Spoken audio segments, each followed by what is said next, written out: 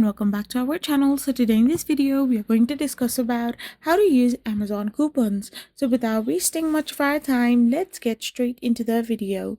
So if you want to use your Amazon coupons, all you gotta do is simply go and log in into your Amazon first. Once you are logged in into your account, all you gotta do is simply go and tap open any product you want to purchase. After you have tapped it, you need to simply tap on buy now.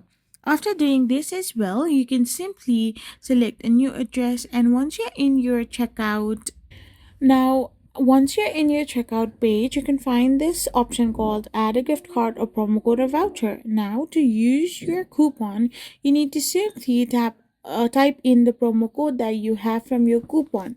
So to use it, you need to simply type the specific alphanumeric code, enter it in the gift and promotional code section in this page, and then you can simply get some discount and redeem that coupon. Some coupons only apply if you select the subscribe and save option, so be careful about it as well. I hope you found this video helpful, so don't forget to hit that subscribe button and do give us a thumbs up. We will be back again with more informative videos. Thank you for watching.